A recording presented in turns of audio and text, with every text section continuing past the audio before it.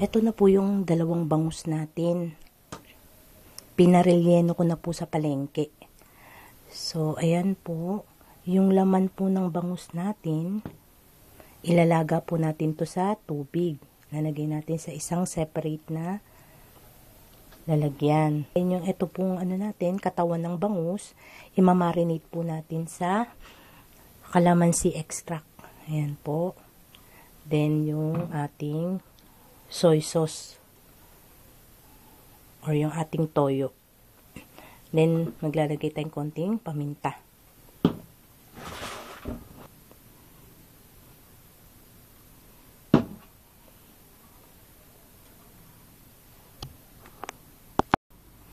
Haluin natin yung ating paminta. Oops.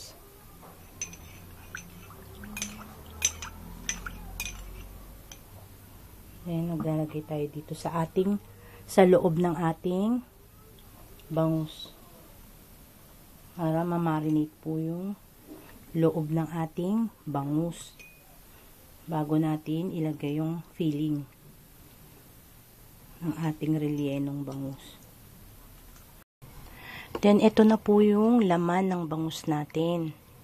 Yung laman po ng bangus, ilalaga po natin or ilalaga ko po sa tubig.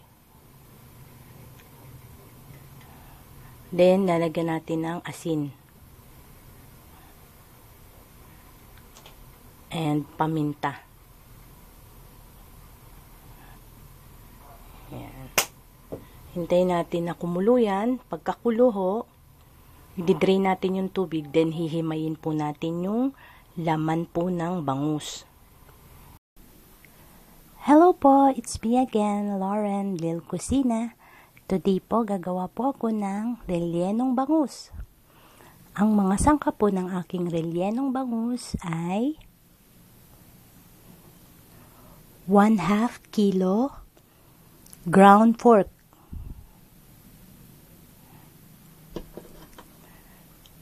sweet pickles 1/8 kilos, then yung bawang, isang ulo ng bawang, then hiniwa po ng maliliit,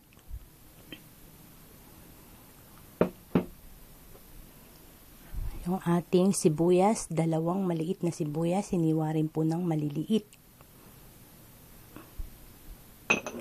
Gamit din po tayo ng 2 itlog.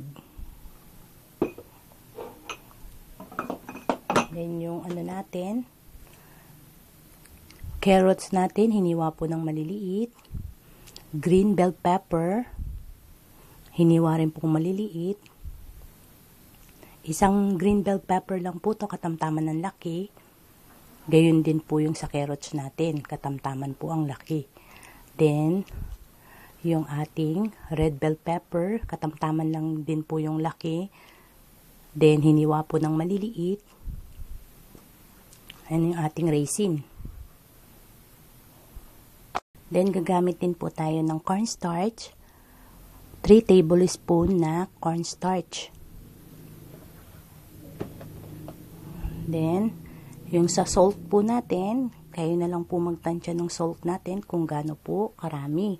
According po sa ating panlasa. Then, maglalagay din po tayo ng soy sauce. Kikumuan soy sauce po or other soy sauce po na meron po kayo sa bahay, pwede po nyong gamitin yun. Ngayon ako po, tatansyahin ko lang po, mga 1 tablespoon po na soy sauce. Or according po rin sa ating panglasa, baka po kasi masobrahan, maalat po yun. Then, black pepper po, yung ground black pepper. Then, maglalagay din po ako ng konting cayenne pepper. Konti lang po. Then, green peas po, dry green peas po to, nasa can lang po. So, kung meron po kayong fresh na green fish, yun, pwede po yun. Mas maganda po yung fresh na green peas. Then, sesame oil, maglalagay tayo ng konti. Then yung ano natin, pinakuluan natin na laman ng bangus. Ito na po yun, hinimay ko po. Tinanggalan ko po siya ng mga tinik. So, yan, okay na po. Malinis na po yung ating laman ng bangus. Wala na pong tinik. Then, ayan po, gagamitin po tayo ng cooking oil. Then, ito na po yung bangus natin na 2 piraso. Yung bangus po natin na dinebone na, ito po yun. So, ayan po, iminarinate ko na po siya ng half day sa kalamansi, toyo, at saka sa ating ground black pepper. Ayan po. Ngayon, yung gagawin po natin, yung filling po ng ating relleno. Kailangan po nating maggisa. Gigisahin po natin itong ating giniling. Pagsasama-samahin na po natin yung ating mga sangkap. So, ayan po, magsisimula na po tayo magluto. Lagay na po ako ng oil sa kawali natin. So, ilalagay natin yung ating giniling.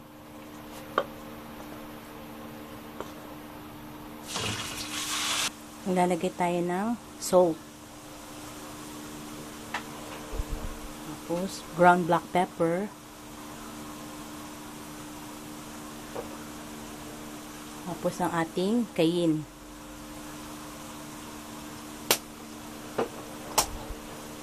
Yan na yan. Kailangan po lutuin natin maigi yung ating ground pork. Nalagay tayo ng bawang.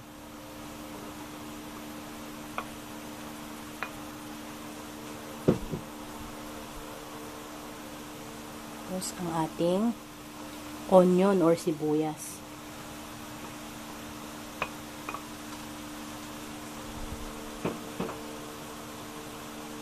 Nalagay tayo ng sesame.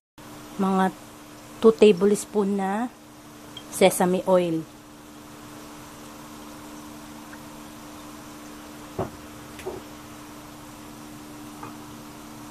Then, kailangan natin haluin maigi.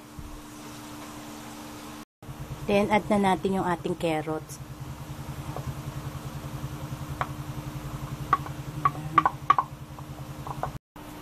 Ilalagay na natin yung ating green and red bell pepper.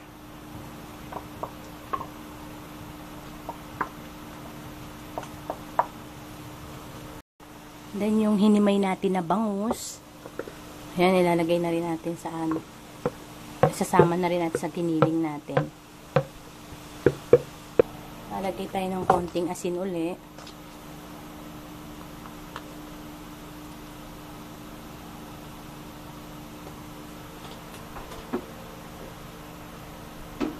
Then, yung ating ground black pepper, maglalagay tayo ulit ng konti. Natin yung ating pasas.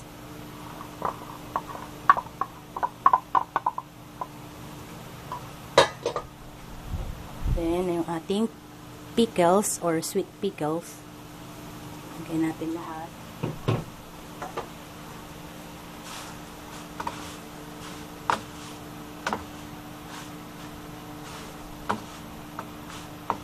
Okay na po yan. I-off na natin yung ating stove. Then, i-cool down lang natin yan. Yung ating niluto. I-cool down lang po natin. Kailangan pong lumamig dahil maglalagay pa po tayo ng itlog at saka yung ating cornstarch. Kaya kailangan natin palamigin yung ating niluto. Then, ayan, malamig na ho. Yung niluto natin kanina. So, maglalagay tayo ng oyster sauce. Ayun, hindi ko po nasabi kanina. Maglalagay tayo ng oyster sauce. Mga 1 tablespoon na oyster sauce. Ayan. Then, yung sa soy sauce natin, 1 tablespoon na soy sauce din ho.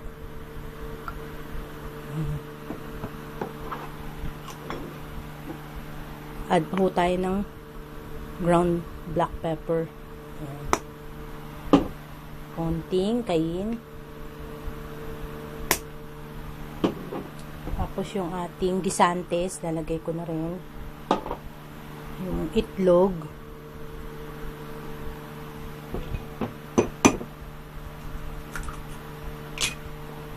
Ayan, nilagay ko na yung dalawang itlog natin. Cornstarch, maglalagay tayong cornstarch. Ayan, mga 4 tablespoon na cornstarch po yung nilagay natin. So, ayan, hahaluin natin maigi.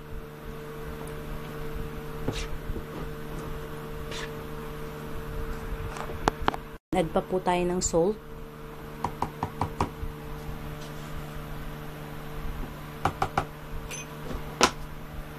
Ayan, haluin natin uli.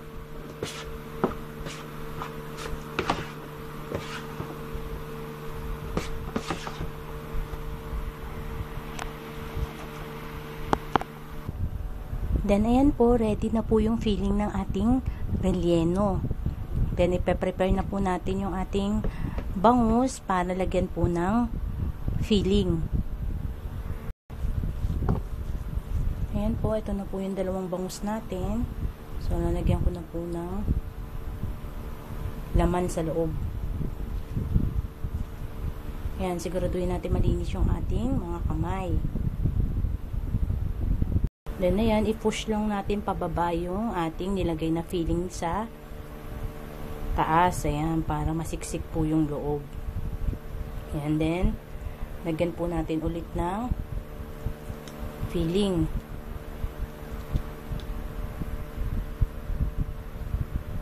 Ayan po.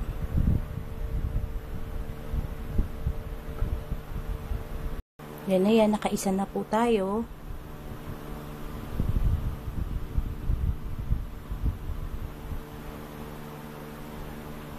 Ayan, yung isa naman.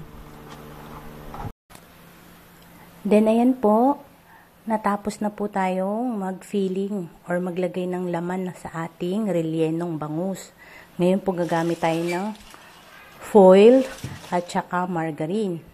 Yung foil po, lalagyan natin spreadan natin ng margarine, then ibabalot po natin yung ating rellenong bangus. Lagyan nyo ng star margarine. Para hindi manikit pag pinrito natin yung relleno natin. Hindi ang ating rellenong bangus ay ready to fry na po. Magpiprito na po tayo. Ayan po, nabaligtad ko na. So, yung kabilang side luto na po. Then, binaligtad ko na po yung kabilang side. Ano naman ang ating lulutuin. Luto na po yung ating rellenong bangus. Nilagay ko na po sa isang malaking plato. So, ayan po, i-cool down lang po natin yung ating rellenong bangus. Huwag po muna natin tatanggalin agad-agad ang ating foil kasi mainit pa po yung bangus. Kailangan po i-cool down po muna natin yung ating rellenong bangus bago natin tanggalan ng foil kasi pag mainit pa po siya, tinanggal nyo agad yung foil, didikit po yung balat ng bangus sa foil. So, para hindi po dumikit at maganda po yung kalalabasan ng ating rellenong bangus, kailangan pong palamigin natin maigi yung ating rellenong bangus muna. Okay yan, mag-aantay po tayo hanggang ma-cool down po yung ating rellenong bangus. Then, ayan. Na-cool down na natin ang ating rellenong bangus. So, ngayon, hahatiin natin o tatanggalan natin ng balat. Natanggal na natin yung foil. Then, ayan na po. Slice lang natin, then ililipat natin sa ibang plate. Nalagyan natin ng konting design yung ating rellenong bangus. So, ayan, slice na natin. Then, ayan na po, ready to eat na po ang ating rellenong bangus. Wow, sarap. Ang bango-bango niya. Try nyo rin po sa bahay. Or kung meron po kayong party or handaan sa bahay, the best po to. So, ayan po, luto na po ang ating rellenong bangus. Sarap. Thank you for watching Lauren Lil Cucina. Thank you po. Yan, tikiman time po tayo. Titikman natin ang ating rellenong bangus. Ang bango. Amoy pa lang, masarap na. Ang bango. Ayan. Grabe. Sarap. Ang sarap.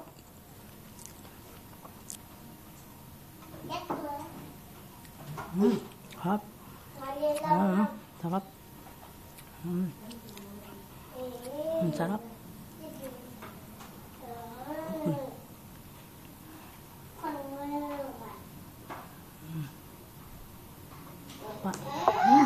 Sarap. Ayan po. Hanggang sa muli po. Bye-bye po. Salamat po.